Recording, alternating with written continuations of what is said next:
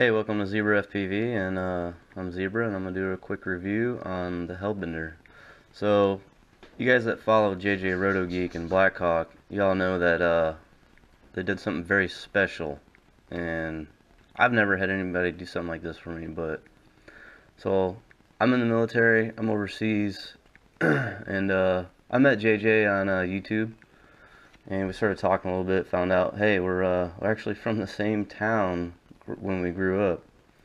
So we immediately became like probably the best new friends. Like, it's a small world, guys. Like, but anyways, so JJ and his buddy Blackhawk, they got together and they had the greatest idea. They're like, hey, let's build a soldier, let's build him a quad. So you can go check out his channel and you can watch the whole build series over there. So here's the quad, and it's a Hellbender, and I'll just discuss briefly what all them guys put on it. So we'll start with the motors. The motors are basically their brother hobbies. They're rebranded by Grayson Hobby, and these are the R2s, and they're 2300 kV. I believe they're 2205 in size. I'm pretty sure that's right.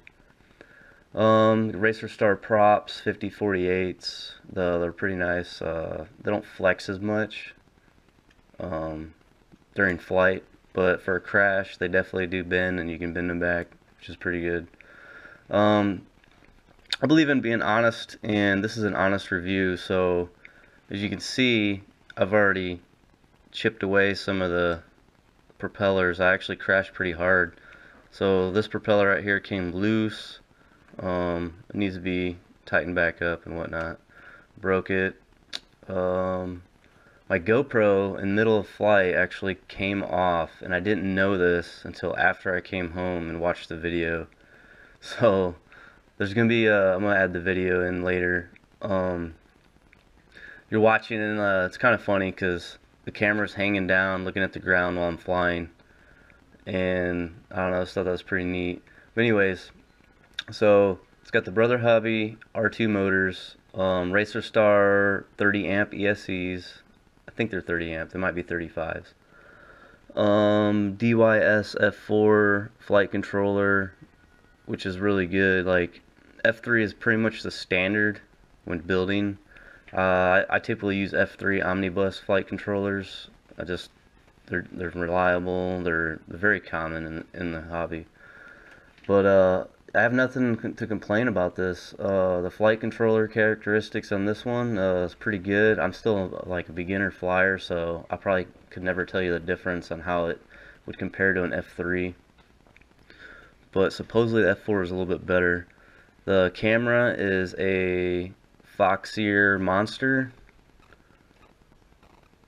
and it has 12.8 millimeter lens on the front. So for all of you that know about field of view, that'll give you some idea. I don't know too much about it, I just know that kind of plays a factor. I use the Tyrannus, so I got a XM Plus FreeSky receiver in there. And when JJ sent this to me, he sent it with a servo lead connector, which was actually a pretty good idea because, like, all you have to do is plug in any receiver. So I didn't have to solder anything. I just had to mount my receiver in there and put it in beta flight, make sure everything was set to my liking and all my channels worked, and it did, so it's pretty good. I want to say that's an Iching VTX, and it should be 600 switchable milliwatt, so it's pretty powerful. Like, it's more than I'll ever need, but I mean, hell yeah, it's like, that's awesome. The antenna, JJ makes these. He buys like everything from Farview for his pagodas. He swears by them, says they're pretty good, and I have to agree, it's pretty good. I've bent this so bad, like so many times, and I've been able to bend it back. It holds up pretty well. And other than the frame, there's nothing much more to talk about.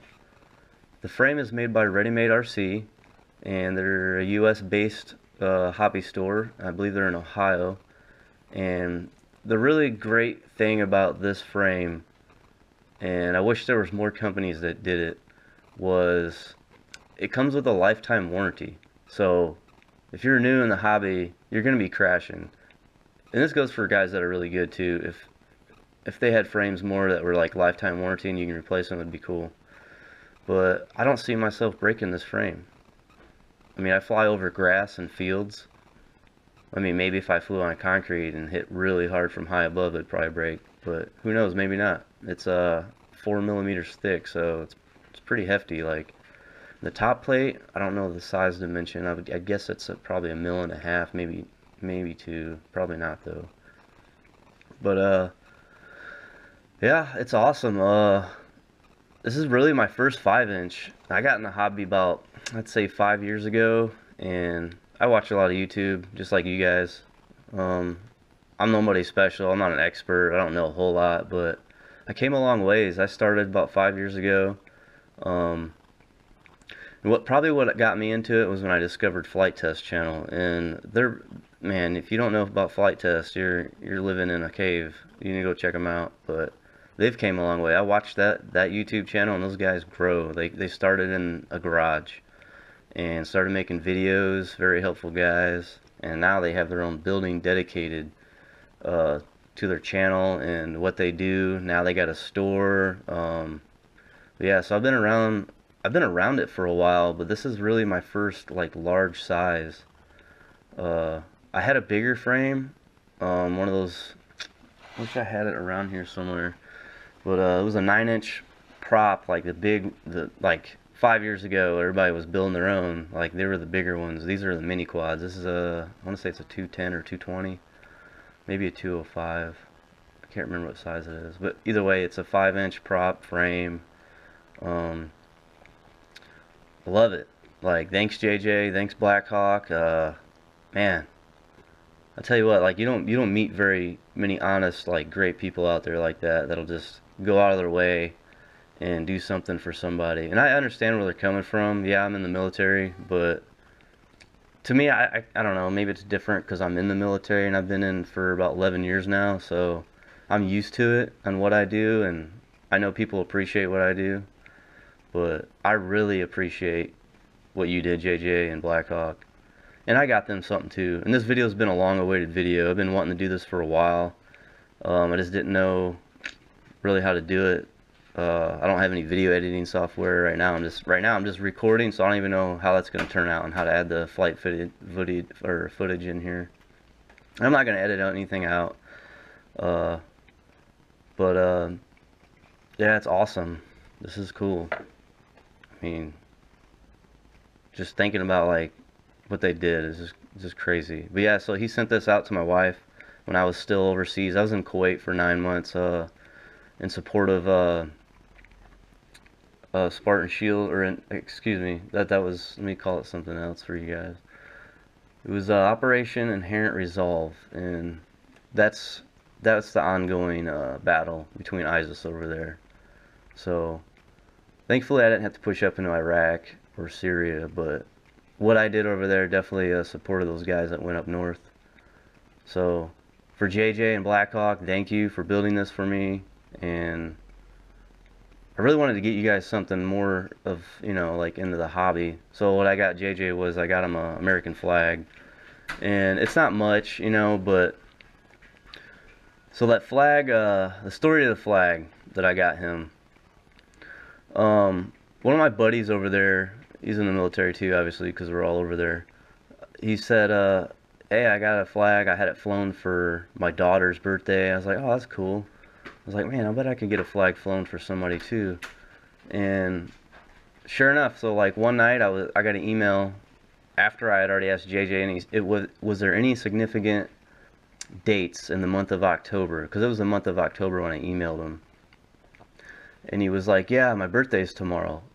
And I'm reading this email, and it's like late at night, and I'm like, oh, I gotta do this. That means I have to go right now and go buy this flag at our PX, which is, it's a store for soldiers over there and DOD, civilian contractors. So I went over there, hurried up, bought the flag. I go to the post headquarters building, the door's locked. Messaged a buddy. I was like, hey, can you call headquarters and see if they can get this door open, because I need to put in this request to have this flag flown for a friend tomorrow. So thankfully that went through. I went in there, I filled out the sheet to request for a flag to be flown, and sure enough, the next day it was flown. It was flown all day. So, and then the thing about that is too, like there's like, okay, for example, when I was in there, they said 9/11. Obviously, a lot of people want flags flown over there on that date because it's very significant. And one of my buddies works in headquarters over there, and he was like, there had been 70 flags flown that day, he said, and there were so many, they only got like 3 or 4 flagpoles, so, you know, they're only flying for, you know, minutes at a time. Well, I think it was October, I can't remember, but anyways, so on JJ's birthday, that flag flew from the very beginning of the morning all the way to the sunset, and it was flown on his birthday. So that's probably, I guess, coming from his standpoint, that would be badass. Like if somebody did that for me, wow. So I can see how special that is to him, and he's very patriotic, which is crazy. Like I love that. It's good. You know, we need more Americans these days. There's so many I don't want to get into politics, but there's so many politics, and it's just, it's rough these days to find like true patriot you know, like dedicated Americans out there. So this video I wanted to keep short. I don't want it to be too long. I want to talk about that, and I also got JJ and Blackhawk camouflage multicam hat, and I had their channel names printed on name tapes we wear on our uniforms as soldiers. Well, I had JJ Roto Geek embroidered up, and Blackhawk, and I put those on the hats, and the hats are pretty cool. You can check it out in their channels. But I had to send Blackhawk one, so I got him one because I felt kind of bad. It's like, you know, they both committed together to do this. They were having a good time, so I couldn't just get JJ the flag. So Blackhawk a hat, and I went ahead and got JJ a hat too, just so they both had something of the same value, same kind of coolness. So yeah, I hope to get a ton of flights out of this thing. I don't see myself even needing to buy a 5-inch like this. And the only way to get better, they say, is to stick with one frame and keep flying it. And that's my goals. Like, I want to get really good at this hobby. Like, I want to get good at flying. I want to get good at freestyle. I need to fly more in acro mode, which I did the other day. I went out with my buddies and I flew acro, not for the first time. I've flown it here and there, but just taking off from landing up, like initial like takeoff. I started in acro, which I normally don't do. I just start in usually, you know, self-level mode or horizon, and then I flip in mid-flight into acro. But now I'm starting to fully commit to it, and I want to get better. My buddy, his name's Jason, because JJ's his name's Jason, so it's kind of funny. But there's my buddy here's name's Jason, and he's really good. And he's like, yeah, you need to get on the simulators, and you know, it'll help you, which I still need to do. But he's like, you need to fly in acro, rate mode, air mode, whatever you guys want to call it. And he's right, because you have full control over all the other modes, you know, and it's just the best. Like, you should be flying in it. If you're starting out, obviously don't right away, but unless you got some simulator time, because you'll be crashing. It's just, you know, you give your full stick, and whichever way you're going, if you keep giving it stick like inputs that way, it's going to go to the ground. Like, you're going to crash it unless you correct for it. But in those other modes, now it'll self-level back out.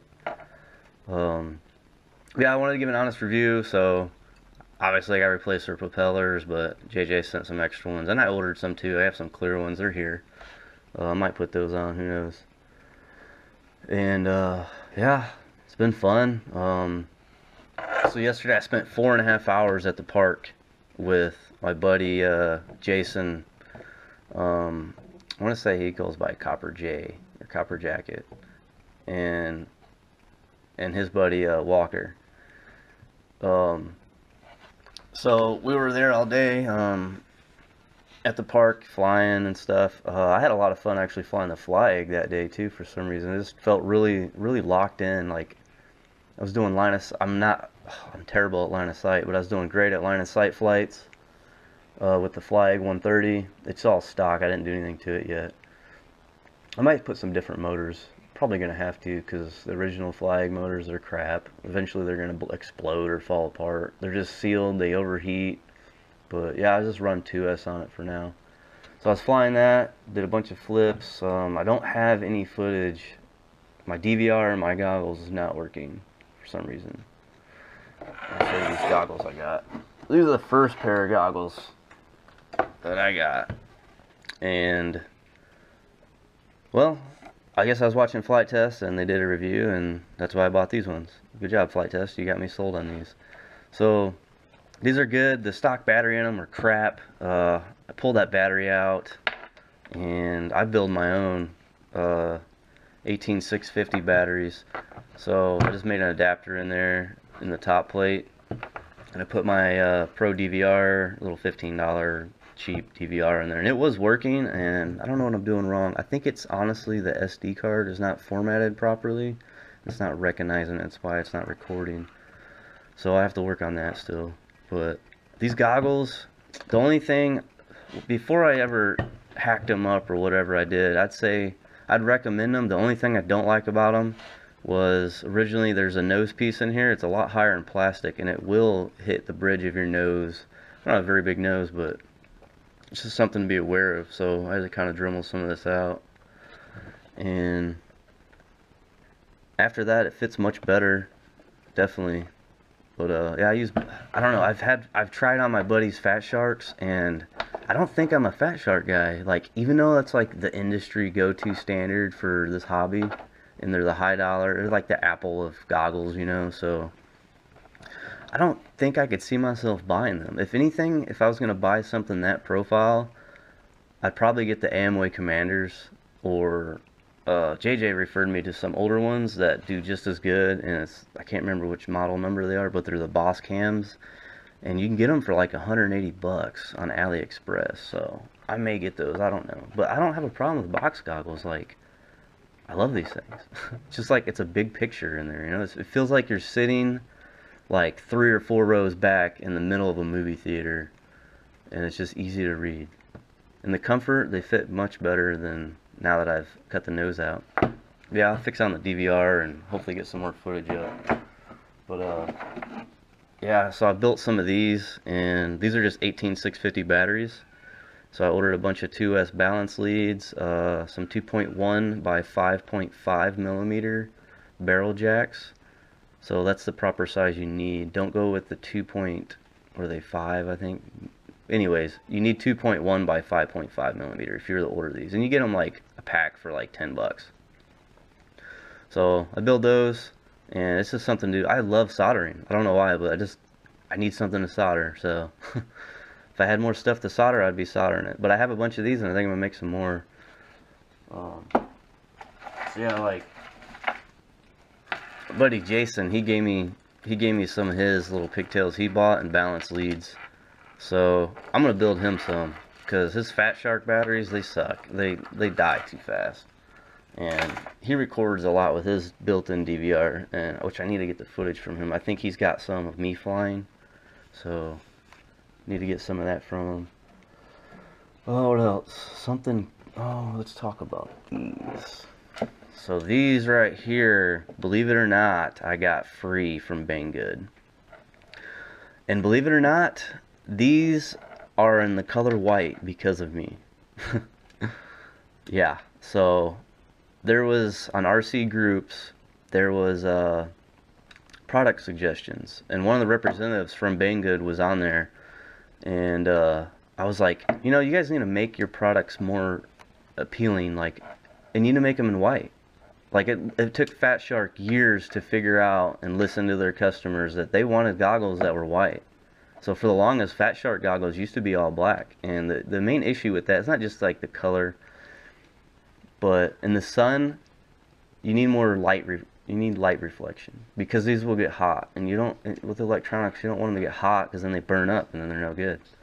So yeah, Iching, the guy at Banggood, I think his name was Jim, which is probably isn't his real name. He's probably a Chinese, you know, name, whatever, and that's his group name. But So anyways, he's like, yeah, they listened to your suggestion, and sure enough, like, he's like, you're getting a free pair. I was like, sweet. Now at the time I was in Kuwait still, so I was like, man, I want to do a product review properly one day, but I was like, I don't know. I don't think my channel's gonna be dedicated for. You got a lot of guys out there that do great product reviews in this hobby. So I don't think it's gonna be like that. I just want to say, like, the story to it. The I-Ching, these ones right here, oh, what are they called? I'm already forgetting the name of them. But they are white because of me. Because I said, you know, and they listened. I said make them white, and they did. And then they sent me a pair. And I already pulled the foam apart, and then I was like, re-glued it back on, because some guy said if you had thinner foam, the picture inside looks bigger. Which it does, but it just didn't fit right for me. I needed a thicker foam. But, so there's like little white glue marks, but yeah. But I don't know what I'm gonna do with these. I like the form factor of them because they're like the Fat Sharks, but they're 4x3, which I don't have a problem with. But it just feels like you're sitting like far. Let's say you're sitting in the back of a movie theater, the very back row.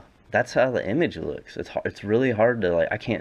I will not fly with these. I can't do it. If anything, I'll have these out there in the field for kids and stuff. Because I had kids the other day come up and I gave them an extra pair of my box goggles, and they were just amazed, like, and their dads and moms and stuff too. And they're asking questions, and that's the coolest thing about this hobby is you got people out there that are interested, and they're just so friendly. And like, if you give them the goggles and you let them see what you're doing, they'll appreciate it. Like, they're not going to be out there, as long as you're not flying real close to people and like creating dangers, they'll be in it. They'll want to get into it, you know, like they'll see how fun it looks and how it is. And then, yeah, that's what we did. So we gave the goggles to the kids. It was some kid's birthday out there, so there's a bunch of kids out there, and we're away from them in the other field. There's soccer fields over adjacent from them, and some of the kids came up. So me and my buddy Jason and Walker, you know, we showed them, and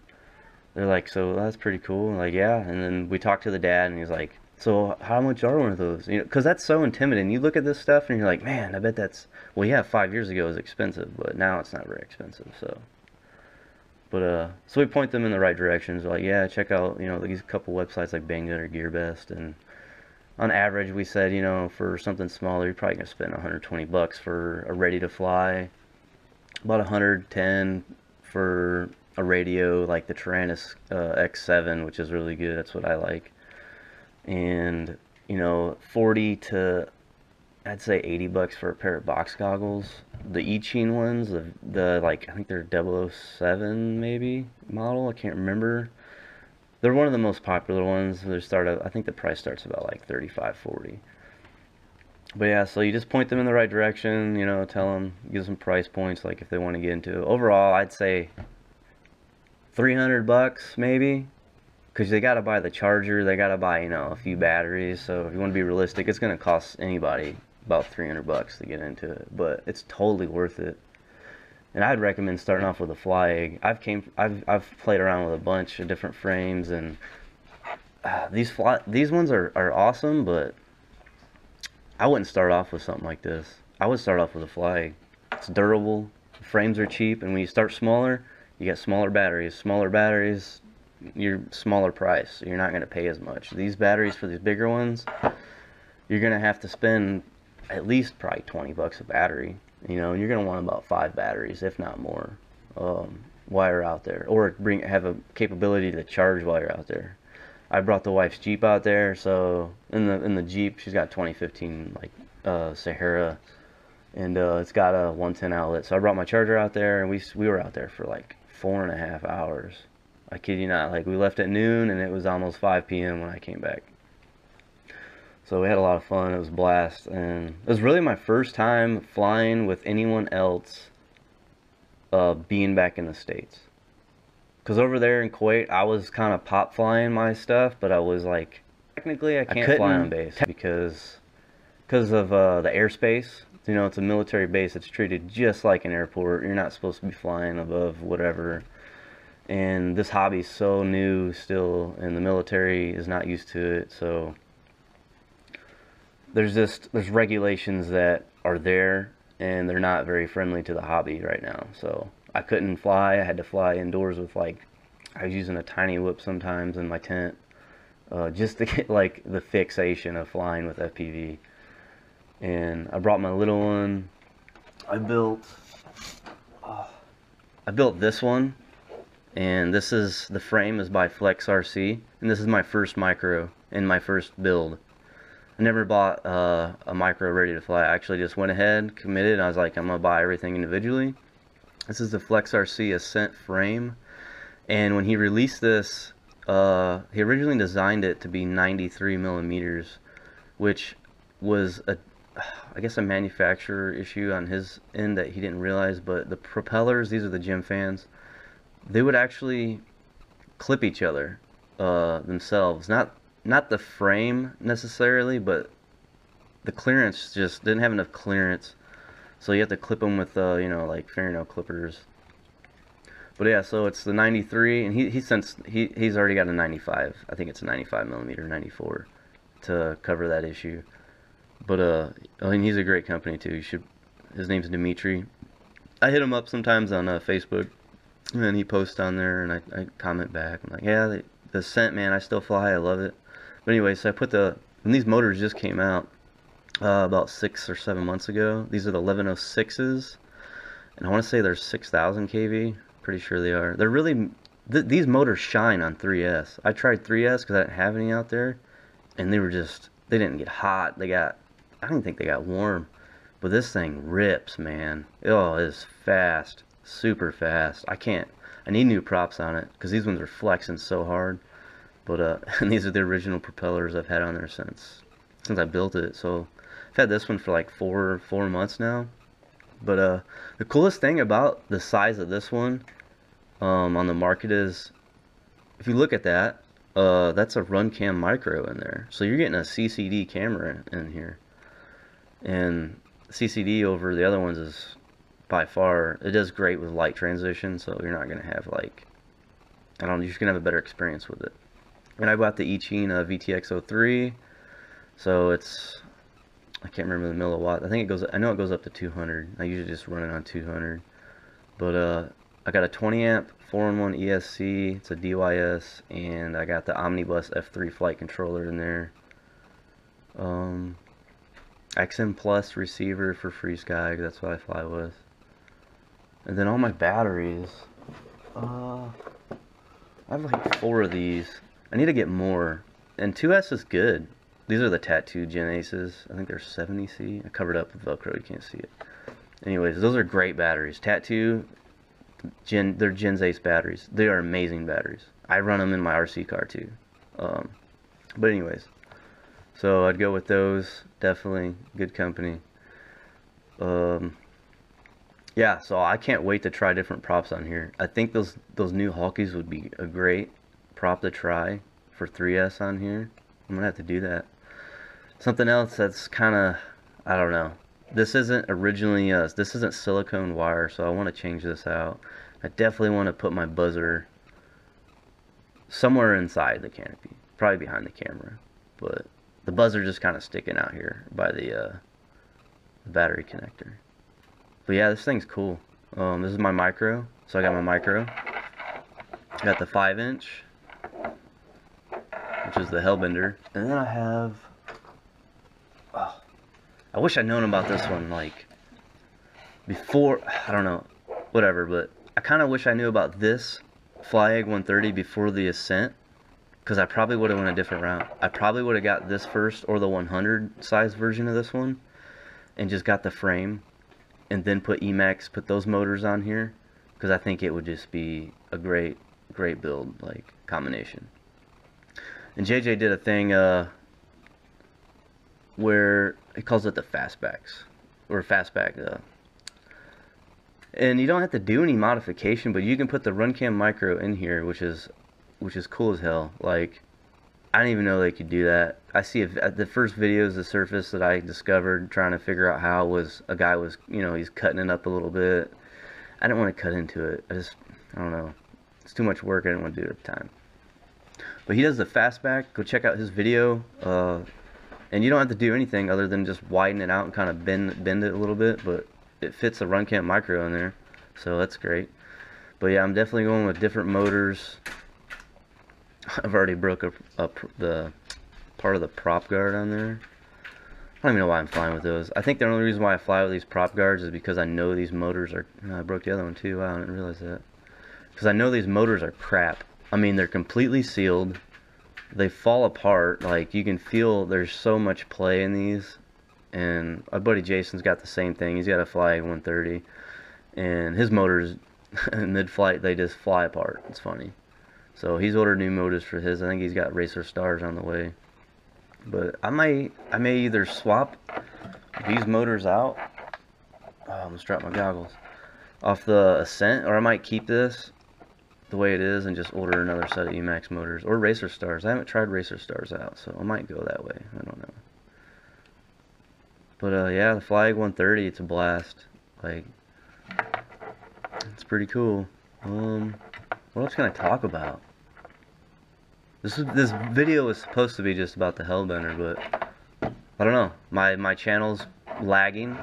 It needs some videos on it, and I had it up for a few months now, and I needed videos, so I need an introduction.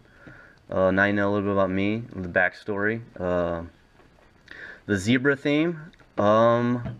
Where did that originate from? JJ asked me that question. And honestly, it probably originated... I play PlayStation. I'm a video gamer. I do a lot of everything. I work on cars, I play whatever. PlayStation, all kinds of stuff. Whatever is cool and people are into, I'm probably into it. So anyways, the Zebruh theme. Well, two things. Zebruh itself originated from... well, really Xbox before I switched back over to PlayStation. But that's my online name. So my online name is multicam_Zebruh, but it's actually spelled Zebra the right way. So if anybody plays PlayStation, you can probably add me on there if you want to. It's fine. But so that's where it originated from. And then where did I come up with that name? Well, I'd say my Achilles heel for food is zebra cakes. I love zebra cakes. Which is funny because I don't even eat sugar. I've been living by this low carb diet for the past 9 years to maintain my weight and my appearance. You know, military is very strict, so just to help regulate my lifestyle, I've completely changed it over. Like, I drink diet sodas. People say gross. I understand. That's how I was when I tried it. And then after all the years drinking diet soda, if you ever drink a regular Mountain Dew, you can taste all the corn syrup in it. It's disgusting. But so I drink diet root beer. And I quit drinking like a year and a half ago. It got to the point where I got in a little bit of trouble with it, and I was definitely jeopardizing my military career, so I had to quit. I had to get out of it. So I drink diet root beer. It's my thing. I drink it like water. Another thing I drink a lot of, people think it's weird, but I drink cold black coffee. And I drink it like it's tea. Like it's going out of style, like tea, like water, whatever. And I carry like a 32-ounce thing to work. People are like, man, you're weird, you're crazy.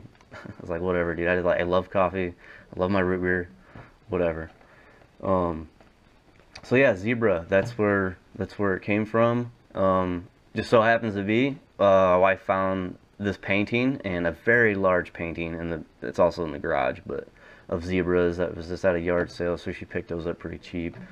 But I thought this was cool. I kind of wish it had video goggles on the painting, but I wish I was a painter. I'd probably add that on there, but whatever. It's cool. I like it. I think it's just going to be part of my channel, so I'll leave that on there. I don't have no crazy, let's turn this camera down. So I don't have no crazy little mat or anything. JJ's got a cool mat. He's got that, the Yoda, which is cool. I don't have any of that. It's just a workbench. I built this workbench for like 50 bucks. Seen it on Pinterest, did it, whatever. Love it. It's awesome. I put the pegboard on it. But mainly the workbench was for my car stuff, or, you know, like, so I have a Mazda MX-5. It's the 2016. I love that car. If you know anything about cars and you're into roadsters, the 2016 MX-5, and I'm coming from I had a 1990 original Miata. Alright. Got it here in Texas, originally 72,000 miles, $2,000 car. It was a steal. If you go up north, so when I'm back home in Indiana, cars like that are rusted out. Not down here in Texas. So that's a steal. That was like a gem. So I've had that car for like 3 or 4 years, drove it every day, loved it. Never thought I'd be into Miatas just because they're like, oh, they're girly cars, you know, whatever. Yeah, they probably are. I mean, that's the stereotype of them. Until you drive one, you'll be like, man, this feels like a go-kart, and it does. It feels like you're a kid in a go-kart, and I drive 30. I commute to work. I live away from the base, probably about 30 miles away. So every day, there and back, round trip's like 70 miles. I need something fun to drive. So yeah, anyways, I had a 1990. I gave it to my dad for Father's Day, and I got that 2016 MX-5. They call it the MX-5 now. Why? I guess because Miata's too feminine. Who knows? But I got the Club Edition. It's fully loaded, like the Brembo brakes, BBS rims. I wanted everything. I wanted the best of the best. If I was going to go the newest model, I want to have all the good stuff on it. And I was coming from a bone stock original 1990 Miata, so I wanted the best of everything. And it came with Bilstein struts. I don't even know why I'm talking about cars right now, but anyways, that's what else I'm into. I'm in the cars, and I probably need to start autocrossing it because it's built for that. Like, it's the Club Edition. So my wife's got the Jeep, and so yeah, I'm in the cars. I'm in the quads. I like video games. I'll probably never get out of that. What else? Oh, this radio over here, I just recently painted it like 2 days ago. Some of you guys might know what this is, other than because it says Turnigy on it. Well, you can't see the light reflection. Oh, there you go. So that's the Turnigy. This is the Turnigy 9X, and this is my very first radio.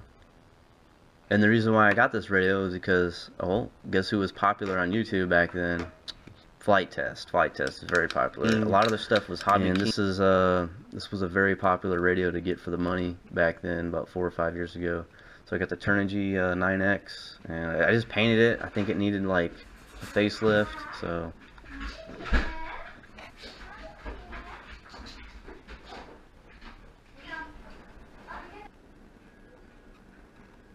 Okay, so I said I wasn't going to edit anything out, but wife just came home, so I kind of had to edit that out. So this is the Turnigy 9X. The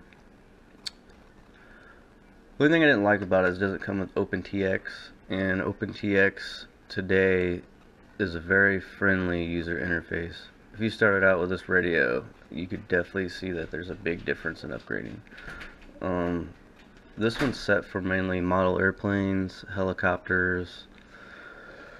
And it's just so confusing. It talks about ailerons, elevator, and setting that up is pretty hard to do, especially if you're new to the hobby. So that's why I switched. I did upgrade the screen to the blue light, but I think if I'm going to keep this radio, I'm going to go ahead and put OpenTX on here. And to do that, you need, I think it's called a micro, it's like an AVR USB. I have to find out. But basically what you do is you put a micro USB socket in here, you solder some wires onto the board itself, and you're going to flash the firmware. Another thing I didn't like about it was, originally, this module in the back, it comes out, but when it came out, the antenna was built into the original antenna, so like it wouldn't detach all the way. So what I did was I cut it, and I soldered on my own adapter into this right here, so it is removable now. Get it out. So it's fully removable, and this is the way they should have made it from the factory.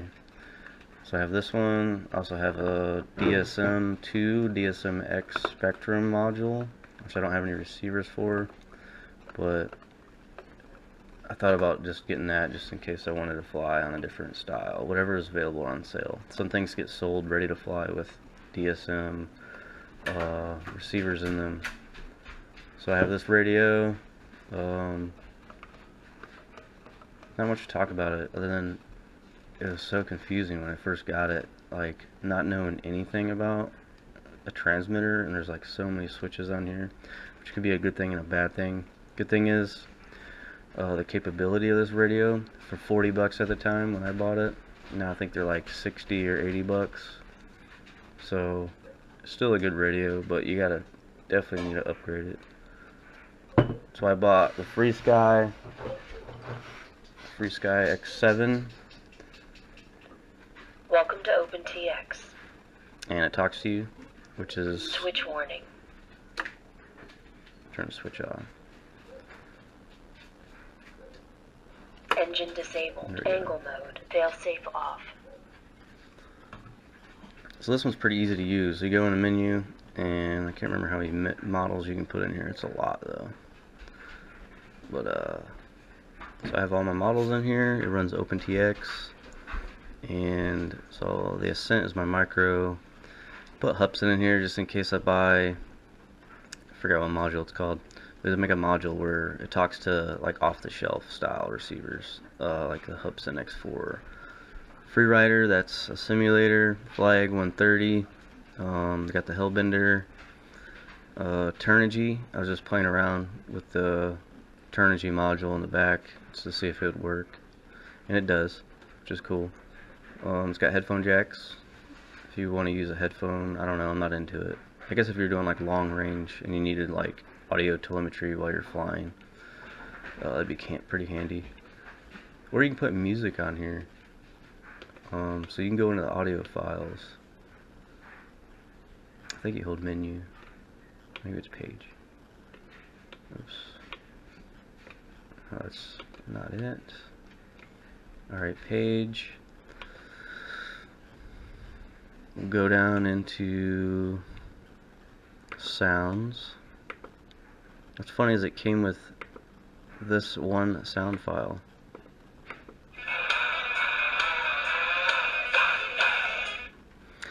And it's just a clip, but you can get an idea. Like, you can put whatever you want on here. And I'd recommend checking out. He passed away, but he's still got so many good videos up that are very helpful for guys in the community. But check out Project Blue Falcon, his channel. He does a playlist video series on this radio, and he goes through everything about it. So that's how I got to learn a little bit about it. But he'll show you how to do your own sound files. You can record your own voice and then put those in here. There's a micro SD card in here, down in the bottom. So right in the middle where my thumb was, micro SD goes in there. You got your port for your USB, and that's basically where you plug into to do simulator on the computer. So yeah, the FreeSky, or FrSky, however you want to call it. Pretty good radio. Got it for 110 bucks. You can shop around, probably find them maybe 10 bucks cheaper, but they're good. Just to announce, turn this off. Right now on Hobbyking, they're doing a sale on the Turnigy Evolution, which I don't own, but it looks more like a video game controller. And they're on sale right now for $39.99. So if you want to get a decent radio for 40 bucks, go buy that radio, because I think they're originally like 80 bucks. So they're about half off right now. The only issue with Hobbyking is their shipping. Like, you gotta pay for shipping. But that, and sometimes it take, well, when I ordered my DSM module, it took me 2 months before I got that. And when I got the announcement, hey, you got some mail, I was over in Kuwait. I was like, I don't remember ordering anything. And it was that module. It took no kidding 60 days for that module to come in. It must have been on a boat. I wouldn't be surprised if it went to the States on a boat from China and then got mailed through USPS in a plane back over to the same continent and then brought to me in Kuwait. But that's the only issue ordering through Hobbyking. And I'd say Hobbyking's probably not that good anymore. Maybe for certain things that you're looking for, but GearBest and Banggood are definitely top two to go to. And then you got your US companies. So like Grayson Hobby, Ready Made RC. If you're all about supporting the American economy and our own US hardworking citizens, definitely order through those guys. But if you're just looking to get into it, save some money, you can go through those other two companies. That's about it. Thanks for watching, guys. I'll probably do another video on how to build these. These are the 2-cell 18650 batteries, and I'm gonna build my buddy a couple of these, so I'll probably film that so you guys can learn a bit how to do it. It's not very hard, but before you do it, definitely test the cells. So the next video, I'll probably upload that and see where it goes from there. And thanks for watching, and like and subscribe.